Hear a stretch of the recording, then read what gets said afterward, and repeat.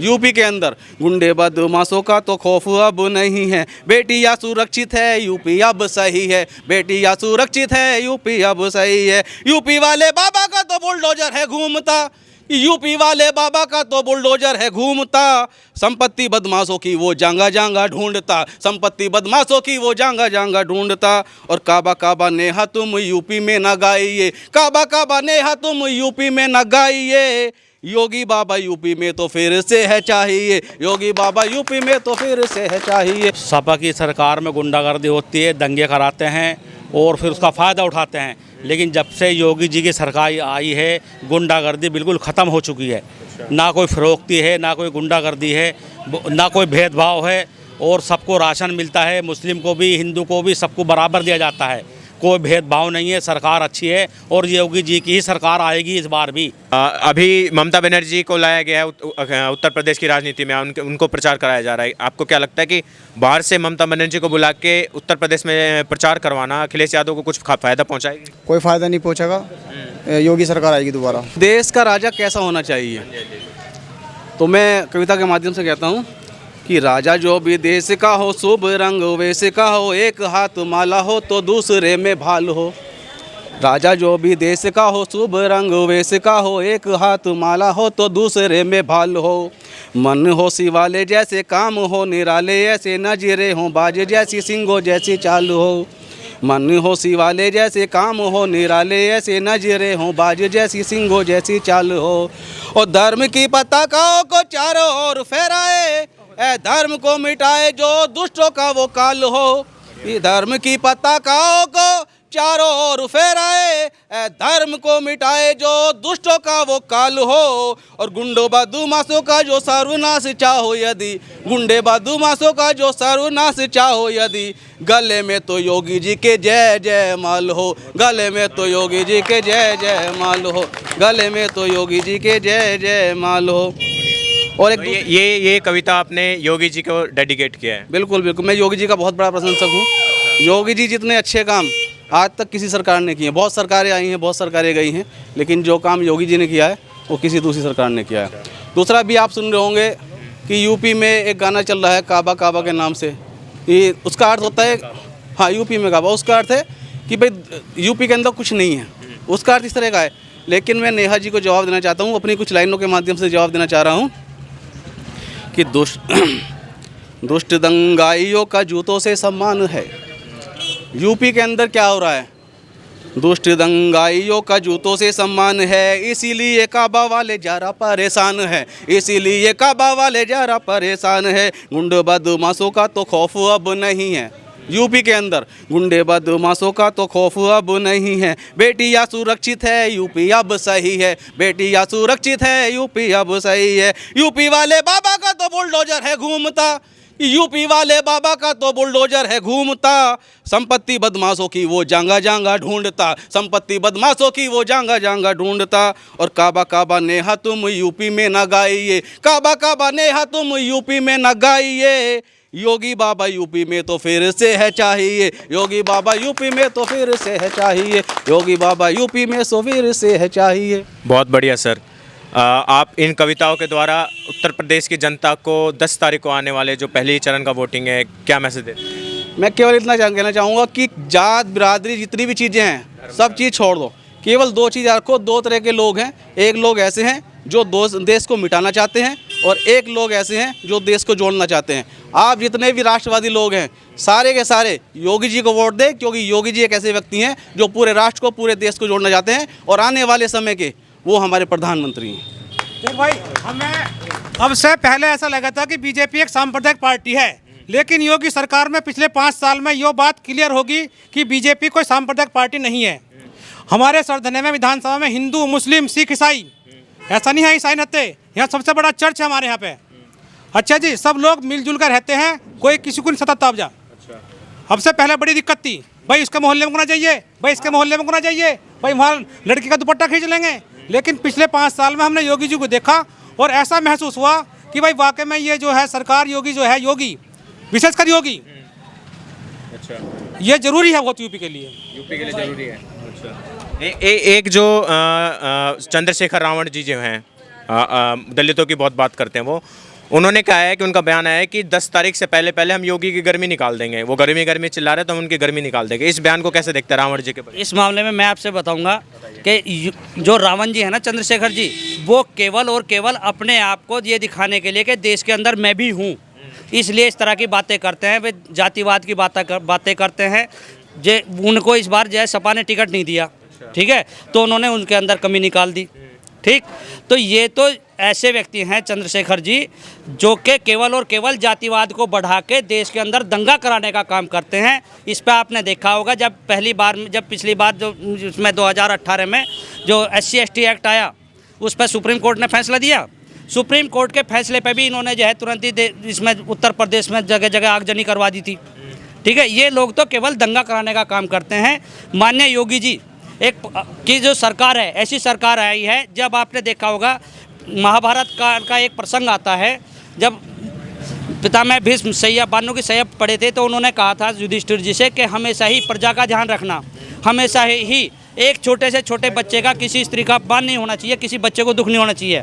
तो वहाँ पे उन्होंने सभी पांडवों ने पूछा कि पितामह आपने जो है जब द्रौपदी का चिरहरण होना था तब तो आपने दुर्योधन को रोका। तो उन्होंने कहा था कि जैसा खावे अन्न वैसा होवे मन। आज हमारे प्रदेश का मुखिया माननीय योगी जी एक ईमानदार व्यक्ति हैं, जिनके आपने संपत्ति देख भी ली होगी, लगभग 1 करोड़ से कम की संपत्ति उनकी दिखाई गई है। ठीक है, तो जब वो खुद नहीं खा रहे तो हमारे देश जैसे लोग भी नहीं खाने के, क्योंकि जब हमारे देश का राजा ईमानदार होगा, यथा राजा वथा प्रजा। तो ये खा नहीं रहे हैं, वो तो आरोप ऐसा लगा जा रहा है कि वो खा भी नहीं रहे, पर बुलडोजर क्यों चला रहे हैं? ये बुलडोजर वाली सरकार का आरोप क्यों लगाया जा रहा है? देखिए, बुलडोजर वाली सरकार का आरोप इसलिए है कि जिन लोगों ने अवैध रूप से संपत्ति जोड़ी, जिन लोगों ने गरीबों की ज़मीनों पे कब्जा कर करके अपने मकान बना दिए, बड़ी बड़ी बिल्डिंगें बना दी, जिन लोगों ने जो सरकारी ज़मीन जिसको हम MLC बोलते हैं पड़ी हुई है, जो जिस पे गरीबों के लिए मकान बन सकते हैं, गरीबों के लिए स्कूल बन सकते हैं या अस्पताल सरकार बना सकती है, ठीक है, उन लोगों को उन्होंने जो है सपा सरकार में और बसपा सरकार में कब्जा के उन्होंने अपना निजी कब्जा कर लिया, उस पर अपनी संपत्ति खड़ी कर दी।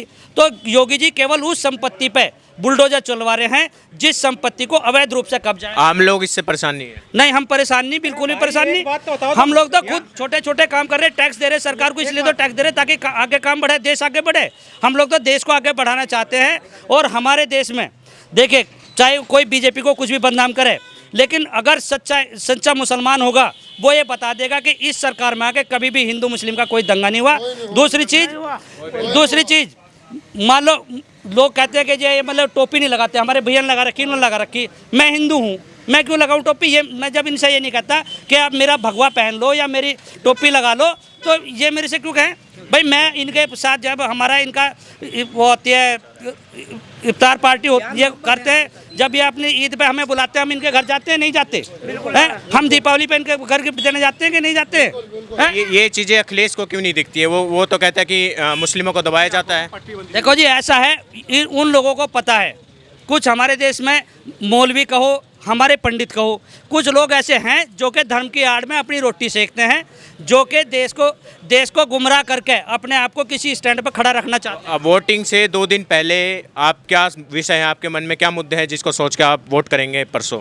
हम जो वोट करेंगे परसों 10 तारीख में, जब हम वोट करेंगे, हम केवल और केवल अपने देश को, अपने प्रदेश को विकास की राह पे ले जाने वाले व्यक्ति को, हमारे प्रदेश के अंदर जो दंगों पर नियंत्रण रख के हमें हिंदू मुस्लिम भाइयों को आपस में मिलने का संदेश दे, ऐसे व्यक्ति को वोट करेंगे। हम ऐसे व्यक्ति को नहीं वोट करेंगे जो देश को, प्रदेश को बांटने का काम करेगा।